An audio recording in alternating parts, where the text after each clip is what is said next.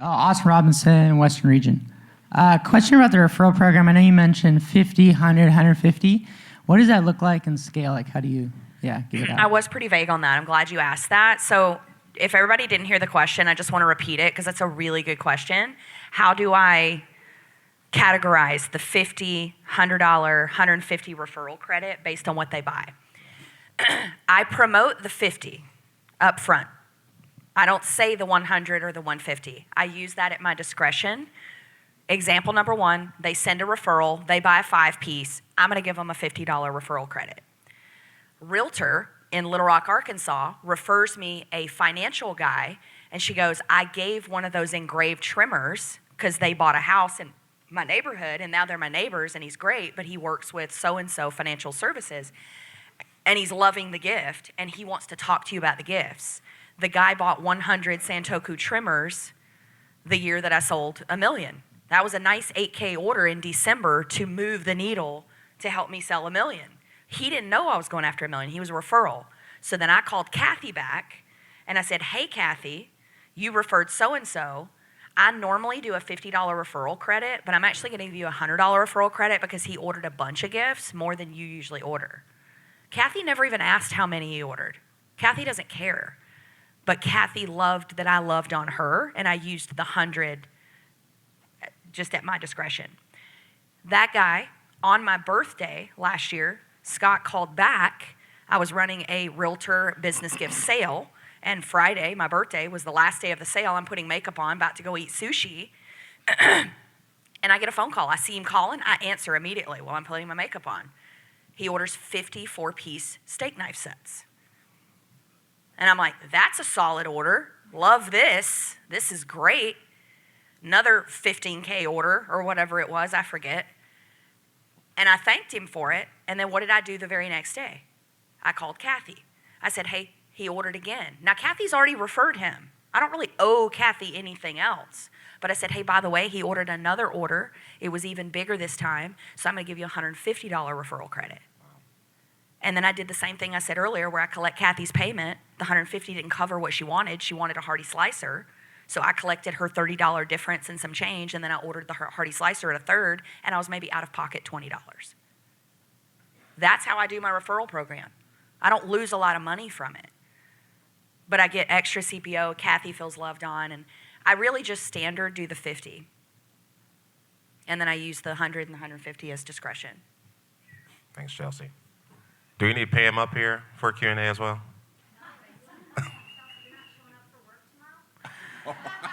Not if there's not more blue Cutco. I got a lot of realtors that want it. Any other questions for Tice, Chelsea, or Graves? You want me to go? I'm going this way. Can I go this way? Yes. And then I'm going to head over there, if that's a question. Do we have another mic? Well, sure. Oh, yeah, that works. Yeah. Ready? Okay. The Muller's in action. Okay. Sounds like a TV show. Cool. That's great. Questions for both of y'all, for residential and business owners. What do you guys do for gold client gifts for residential owners and for business owners? That's a me question. So I do something called Gold Group Love. I try to do it 3 times a year, but it usually comes out to about 2 times a year. Bandwidth, that's what I can handle. So Gold Group Love, I query my database. I find out who my gold are, say the top 5%, 10%, 20%, whatever that is for you. I have done, well, that's a long answer. Okay, I've done Lent chocolate. Don't ever send that in the summer in Texas. I didn't, but don't ever send that in the summer. I send it around February to love on people. I've sent bath bombs. Tony Carlston, y'all can reach out to him or email him. He has a contact up in Washington that can make bath bombs in the shape of pretty much anything. Those of you that are selling business gifts, I would highly recommend you do this. Gold Group Love, we've done it twice now. It's in the shape of a spreader. So it's got like a red handle and tin foil to make it look like a spreader. We send a bath bomb and we say, hey, we think you're the bomb. Thanks so much for giving these gifts to all of your clients. I know that the world and business can be a little stressful sometimes, so pop this in the tub and have a de-stressor. I've done that. Reach out to Tony Carlson. I think it's $9 per that gets shipped out. That includes the postage, and it's worth $9 to love on your big business gift clients to have a happy sent in the mail. And then the last thing that we've done is the swing pins. I had known about them for years. They're on Amazon. Sorry, I already bought them all out, but they'll restock them. I bought, no kidding, 200 swing pins. When you open up this pin, it looks like a K-bar knife. When you open the pin, it goes swing. And we just mailed out these dollar swing pins to all of our top business and realtor gift clients, just saying, hey, figured you'd have to write some contracts or do some kind of business. So when you use this, we hope you think of us and know that we appreciate you and we consider you gold. Swing. So I've done that. Can you spell it? Swing.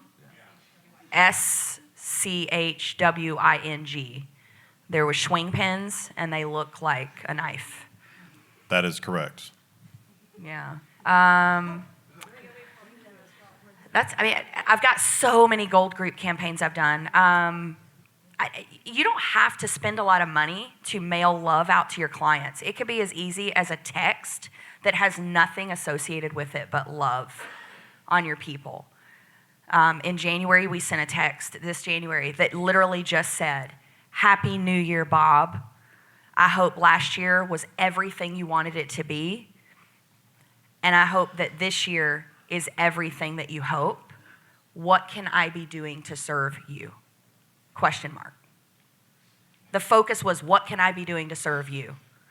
And I got a couple of people that said, well, I really need a knife sharpened. Okay, let's get you scheduled in my February sharpening events, and they're already scheduled. So I think it's just, you don't have to spend a lot of money. It just comes down to, are you loving on your people?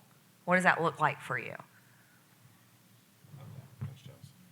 Do you want to piggyback on that? I can't top that. Oh, all right. Okay. What about Graves? Graves, do you want to comment on that? Graves doesn't do it. I'm kidding. All right. Kevin's got a question. Tell us who you are, where you're from. Kevin Marr, Central Region. Mr. Hole in One. Yes, that is me. How do you utilize the 12 pay with business gift customers? Since kind of like, I don't know, shipping's already basically included, and what situations would you kind of promote that, or any success stories with that? I've actually never used the 12 pay. I always use the 6 pay.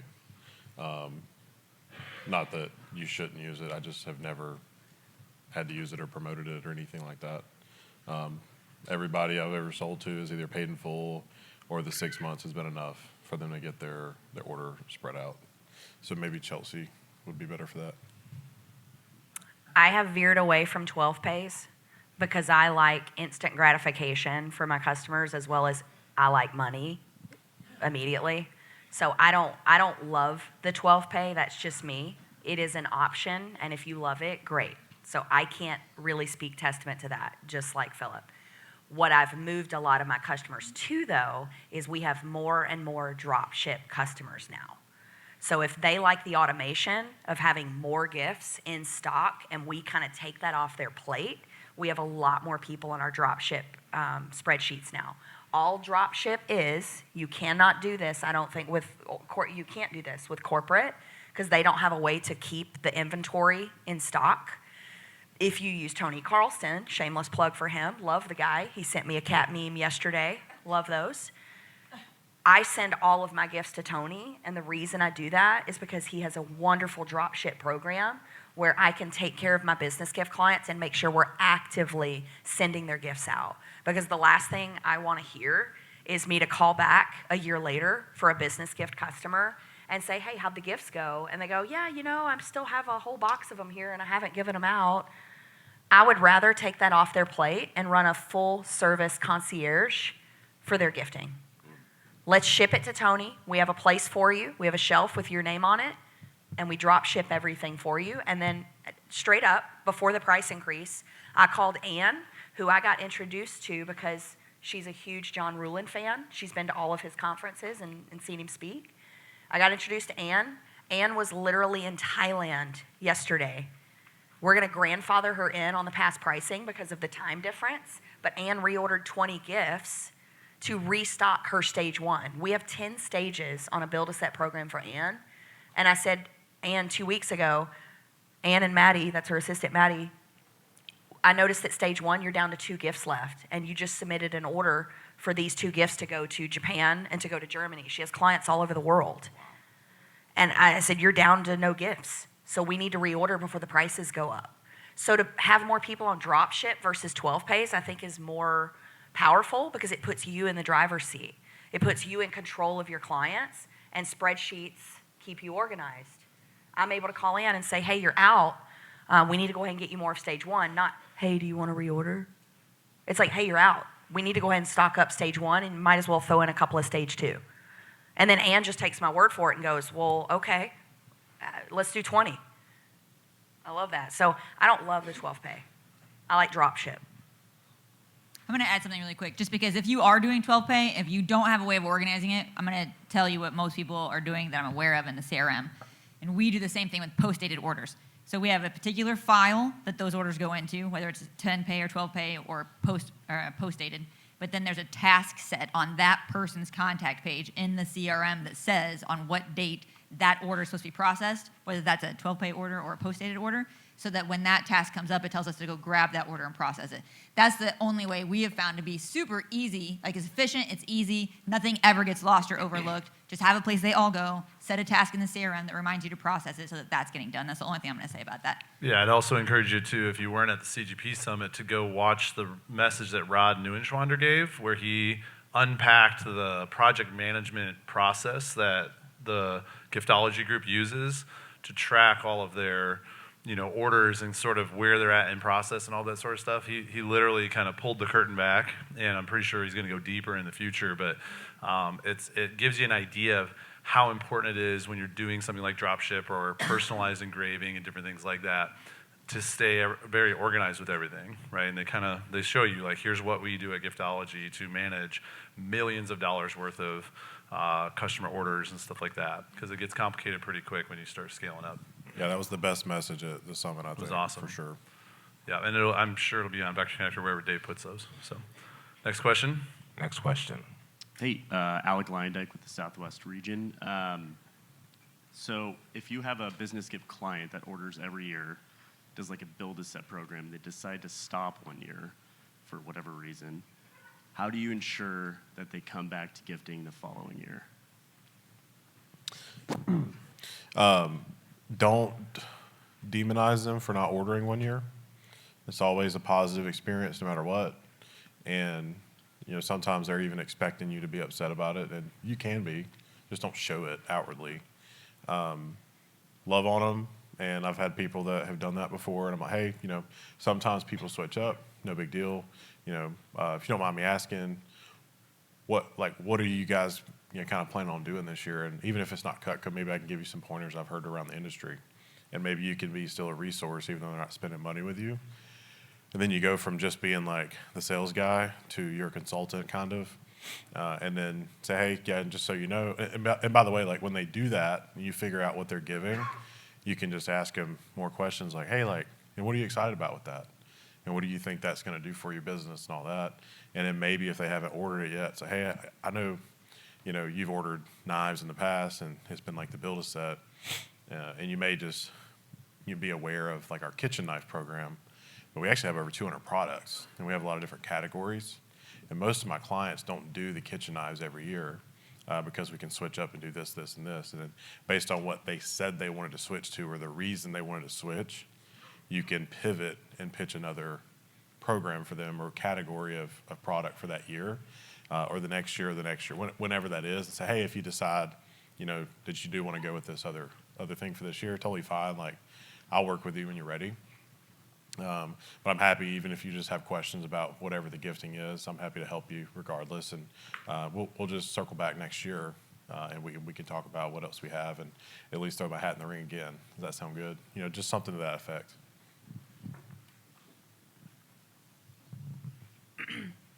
So, story to answer that exact question. My largest client It's a logistics company, a transport company. They basically have tons of truck drivers, say 200 truck drivers that ship stuff all over the country. They ordered, on Rogers and my honeymoon, they ordered a $20,000 order of like 2-piece gift sets. The next year, I never heard from them. I sent love. I sent her a giant gummy bear that was 30 pounds.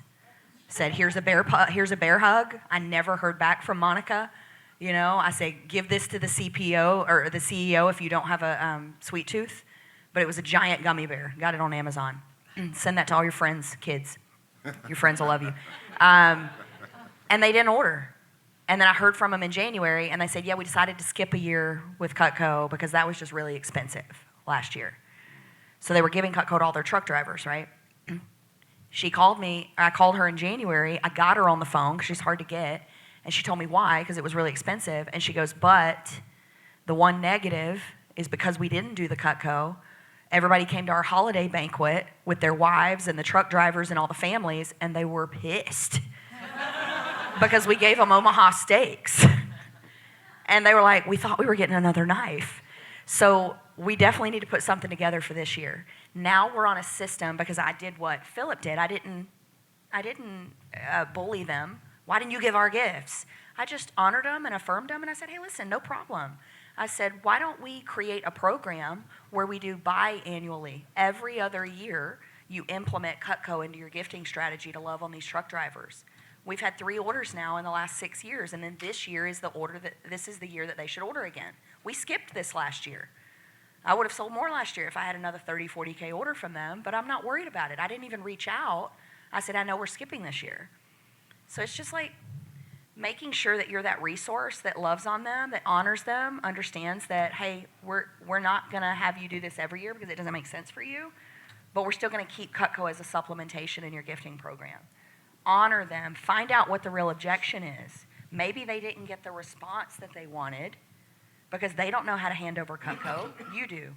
And you can use that as a teaching moment on the phone to give them best practices of what they should say, how they should give the gift, to get them a better response that they want.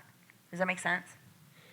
Yeah, for some people, we're like ideally we want to be their only choice for gifts, but like that's not really the case for the majority of businesses.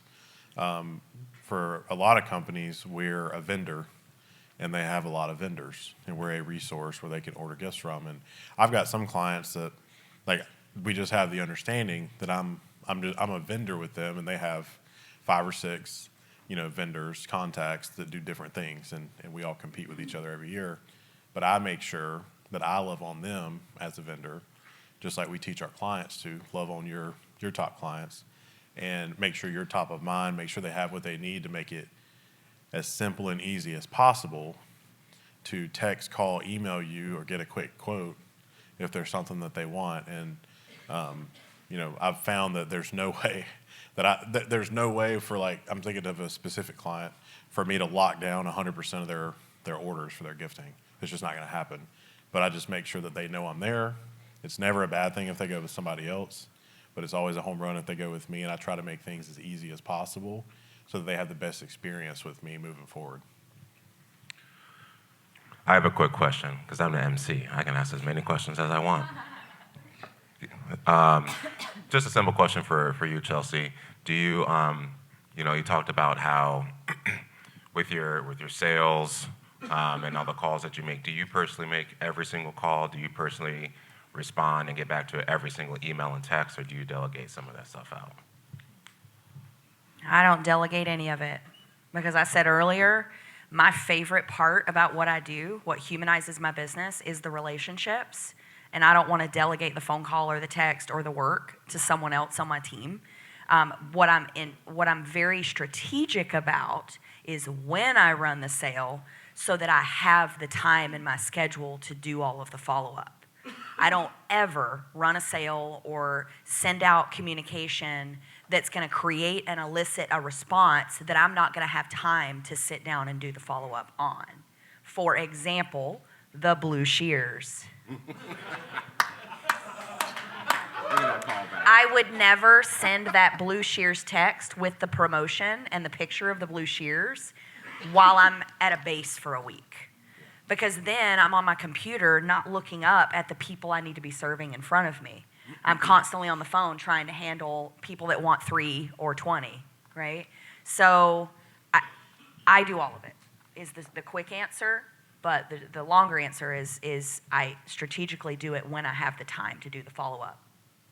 By the way, I'm going to add to that, Vernon, because I think that's an excellent question. I would love to hear really quick. So Brandon, Josh, Seth Kinzer, Tara, Kevin, Brett, Vernon, and Bert, all the people who had the most repeat sales this last year. I'm curious to know from you guys, how many of you delegate your calls versus how many of you make your own calls? I make all my own calls, handle all my own customer service. What about you, Seth? Yeah, I make all my own calls, and customer service stuff is sometimes delegated to like hey, I need to know how to sharpen, forward it to my assistant, but do that immediately too. And I always get copied on that so you know it's done. Nice. What about you, Brandon, since you're right there too with the microphone? I make all my own calls, but for customer service stuff, I have an assistant to do that. So I also do all my calls, my texting base, I do all that. But question, on that sheet that was put together, that number that you have for us, is that like our own past customers or just Cutco owners? I think it's your own past customers. Okay. When I asked for the report, I actually just said I'd like to know what their repeat sales were yesterday. Yeah, so it's attached to your clients that are your ROR that reordered from you. Well, that's awesome, because I know I sell a lot to my customers. I didn't know it was that much. So that's really good to know. But yeah, it is because of those customer relationships that Chelsea is mentioning and all that. But the same way, if I'm doing a sale, like I have those few hours in my office, my hot list ready to go, responding to text if I have to, and then obviously calling and letting them know that, like, because you can do that in that time, making sure that it is that quick response to get that next level customer service. Like I just had somebody email me literally at 10:36 saying I texted you about cookware, and I was like, this is the second time it's happened. I've never received a text. So what are you texting?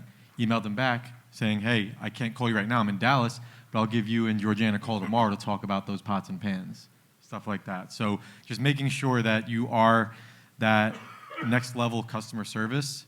Just one other note, I know this is a little rambling on a little bit, but whenever I do my drawings in Facebook, there's 3,000 plus people in there. There's a lot of customers in there.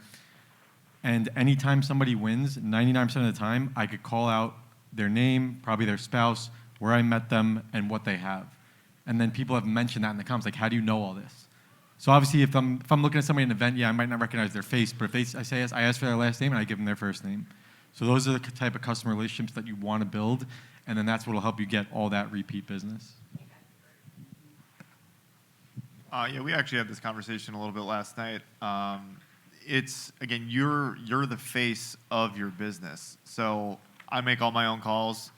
Like Amy, you were saying earlier, I think we underestimate how much time you need to allocate for phone calls, because honestly, the business, as we get better at the booth, guys, where we're meeting a lot of these people, like genuinely, so many people come up to you and they're like, oh my God, it's Chelsea. And you're like, okay, give me a minute. But oh my God, so good to see you. And again, a lot of you are probably similar to this. You have a conversation with people, and usually 30 to 45 seconds in, you're like, got it, right? And you can remember, right, in what they bought-ish, right? And that's where the power of your face on the phone, literally, right, is where you're able to really create those awesome orders. Like, I would love to see, again, I think Josh, again, I think that there's more data that needs to be tracked, and there's more intention that needs to be put around this. But it's like, we talk about average order at the booth, but it's like, what does it look like for us to have a $600, $700, $800 average order over the phone? I think that's really where, again, this room, as we grow in our businesses and as we grow our families, it's like being at the booth as often is going to be more difficult. So, yeah, I make all my own calls. Again, do all my own texting. What I do have an assistant help with is for my customers that are like, all good during a sale, or not now, but thank you. Again, I can't remember who said this, but like, respond to every single text message, even if they say I'm good. It's like that you're humanizing yourself by responding to everybody. Yes, I understand we pay for text, but it's so important. I've been really intentional over the last couple of years with this, and it's like so many more people are going to respond when they're like, okay, this isn't just a bot. That's my Cutco person, right? So, but I do have an assistant help me with that, where I'm like, hey, after I send out a text, to be able to say, hey, can you make sure that they're not getting the reminders is really important as well. I think that's just a next level of customer service. If a person says, hey, I'm good this time, make sure you take them off of that list. So I think a lot of people within the customer service industry, we just get so inundated, especially around the time of the year that we run a big sale like the holidays, where you have more things that are incoming. We just are trying to focus on the people that are like, yeah, I want to buy stuff. And we can sometimes let the people that are like, hey, thank you, but I'm good, slip through the cracks, and then they get another text. And that's how you're going to get people that unsubscribe, which is, again, especially from texting, is the last thing you want. So yeah, you're the face of texting and of the phone call, but it's like, if you delegate the phone calls, guys, you're losing the person, like, who they're buying their Cutco from, which, again, they're buying because of you at the end of the day and the experience that they have with you. So I think it's very important to not delegate that aspect. It's easy to say, oh, hey, I have a calling assistant, call them for the trimmer.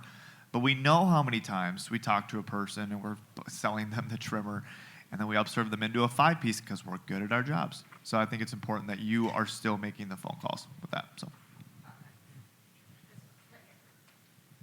Yeah. My answer is going to be a lot shorter than yours, Bert. I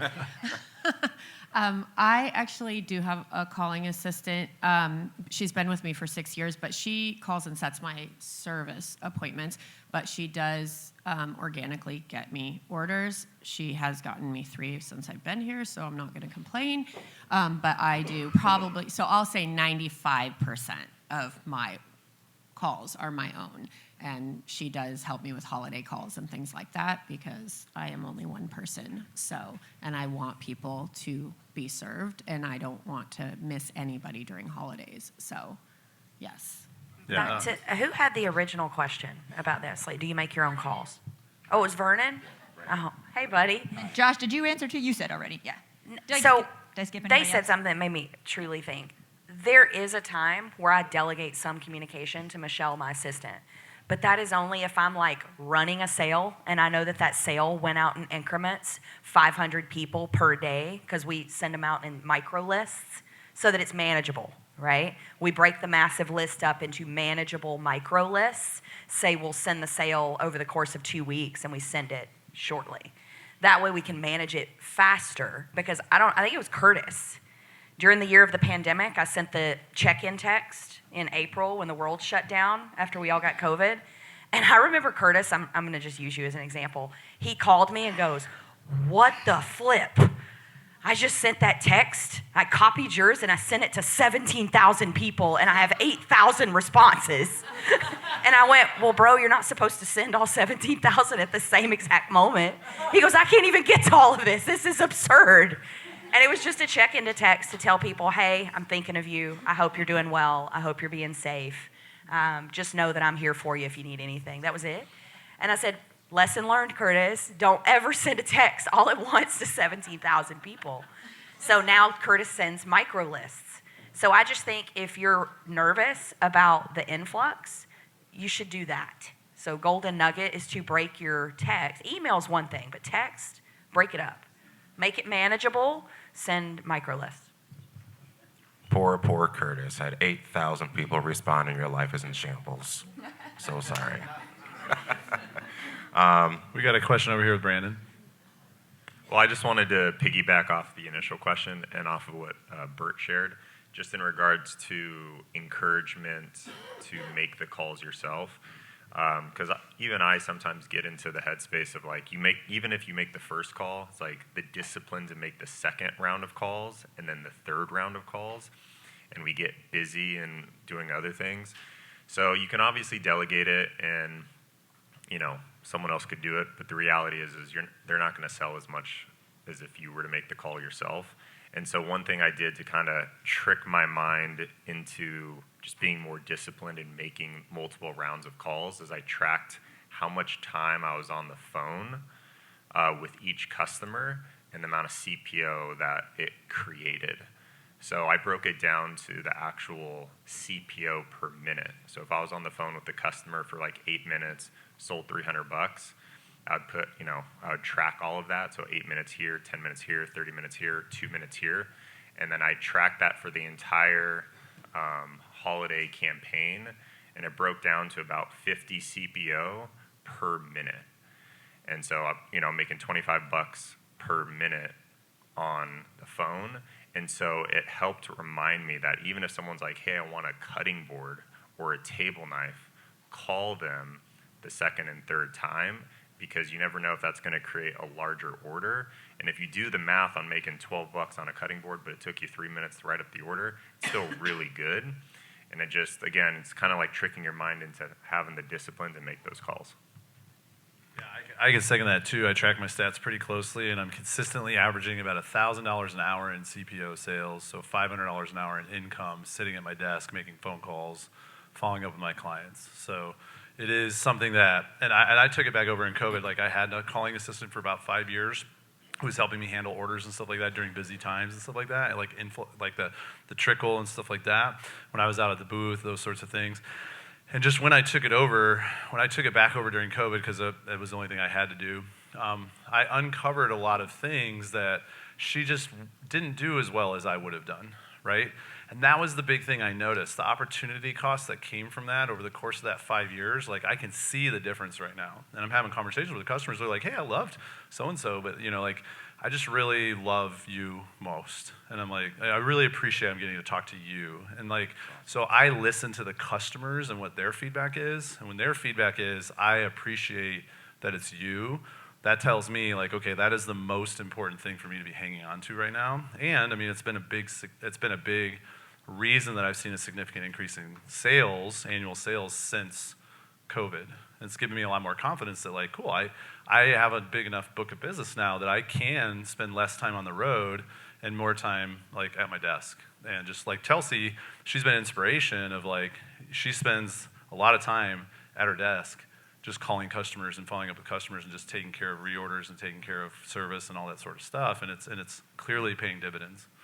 So, is there anyone else on that list that you wanted to? I think we got everybody. I think I got everybody on that list, yeah. I'll add something to that too. I'm big on relationships. I think a lot of people are, and I like to think about myself sometimes as the client and who are the companies that I work with. Not people I'm just going to do a transaction with, but who's my insurance agent, who's my realtor, who's my lender, who are the people where I have access to the owner or the face. It's it's a distributorship like us basically. And my previous State Farm agent, it got to the point where he'd been around for a while, and he delegated everything to his office manager. And I noticed over the course of a couple years, I haven't talked to Ed in it's been a long time, And then it went from I had the relationship with him, and he's the reason I used him, because there's a million, insurance agents, just like there's a million Cutco reps, right? To I was just using her, and at that point, it's I could use anybody. I had lost that connection, right? And so I think it's important to know, like they said, that we're the face of the business, and people need to have access to us because they buy from us. They don't buy from Cutco a lot of times. We are the reason they got into Cutco. We're the reason they keep buying Cutco from us, and we're sharing our goals and our life and making it, humanized, like Chelsea was talking earlier. And I'm not saying it's bad to delegate stuff, but if it has to do with FaceTime or live voice time with someone, you need to give them as much as they can get, because a lot of people spell love Time, and you got to give it to them in order for that relationship to keep building. I'll piggyback real quick on that, not specifically with sales, but with service events. Shout out to Brandon. He encouraged me to call my top people. And I noticed when I did that, and I'm like, so you probably saw I'm going to be in the area tomorrow. They're like, actually, no, I had no idea. So they get the emails, they get the text, but they just didn't see it. And I just noticed, wow, my top people, even with all that, they still had no idea that I was going to be doing a service event in their town. And that has drastically helped my service events. So I want to be making that more of a priority with all my service events, of calling my top like 50 people per area, so that I can obviously see them more. And I was just shocked that they didn't even know about it. So we got time for like maybe another quick question or two.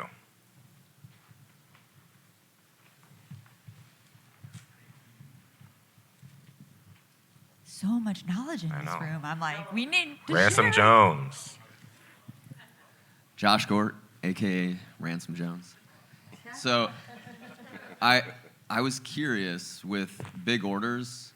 You know, if we wanted, Matt talked about kind of acting as if and assuming that, and Chelsea, if you can speak to it too, or Matt, you know, Philip. How can you show up energetically and embody that if you haven't done it? And is there anything you can do I mean, you gave a lot of tips on like visualizing that big order. I mean, anything else you've done to kind of create that in your mind?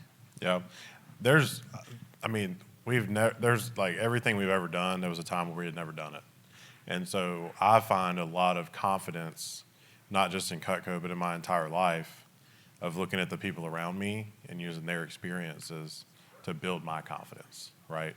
Like, the first time I bought a home, I'm like, I'm 22, I've never done this before, but people do this all the time. I shouldn't be that nervous. It should be an easy process. And now I've bought 4 or 5 at this point. You know, like now it's second nature, but there was a time I hadn't. The first time I sold a kitchen, I mean, I was super nervous, but on the inside, people had been preaching it for years. I'm like, I got to get mine at some point. You know what I mean? And so I'm confident using other people's experience of, yeah, people buy this. It's our best package. You know, like, and you talk about it so much, talk about the big orders so much that it not that it becomes numb to you, but like it should just be like another thing. You know, like there was a time where you were nervous selling a homemaker. You know, then there was a time where everybody got over the hump of the ultimates, and now it's package deals, and we just keep going bigger and bigger because that's how our business is. But, you know, knowing that as a community, we sell a lot of gifting, we sell a lot of package deals, a lot of kitchens. Just use the collective experience, even though you haven't gotten it yet personally. Just know that it's a thing. People spend the money, and just go out there and do it. Boom. You want to add to that? It's just a social proof thing, right? So the short answer, I back up what Philip said, is lots of people have done it. So why not you? It's that simple. Use the confidence of your brothers and sisters in this room that have all done it. You know it's possible, so why not you? It's out there. Just go do it. Yeah, it's wild because December of 21, my first year out of management, it was the first weekend I was actually working with Alan Farber, and biggest order at the booth, it was like 3 or 4K, and we had like 30 minutes left in the show, and it had not really been that great of a weekend, to be honest, and I think it might have been raining, and there was like nobody there. We were outdoors, and I'm just like, man, like it'd be awesome if I just had a big order. Like that would just make my weekend better. And then somebody walks up, they buy 3 knives, new to Cutco, hell bent on not getting more, and then I just pitched business gifts, and that was the year I started just verbally vomiting about business gifts because I really didn't know what I was doing. I was just like told everybody about, oh yeah, there's this thing, and she's like, we actually own an engineering firm here in town. Let me go get my husband, and she went and grabbed him and brought him back. Boom, first 10K order at the booth, period. First decent business gift order, and I'm like, literally just faked it because it was top of mind, and I'm like, other people have done this, why not me? And it'd be really cool, it'd make my weekend better. Then the next person that walked up was the walk-up kitchen. And they're like, you know, so like, and I had my binder out, and the kitchen's there, and it's like, I didn't even pitch them. I turn around because I'm like fist bumping Alan, like, hell yeah, I just got that big order. And he's like, we're packing up, like it's 5 minutes till the show ends. I turn around and I'm like, oh, there's people here. And it's like, all right, so this says I can get all of this for this much. And then is this like the monthly payment? I was like, yeah. And he's like, and people buy this at the shows? And I'm like, yeah, the last guy spent 10 grand. You know, and I'm like, there's no way this dude's about to buy this. He goes, cool. He's like, can we swing that monthly? And the wife goes, yeah, I think we can. He goes, okay. What do you need from us? You know?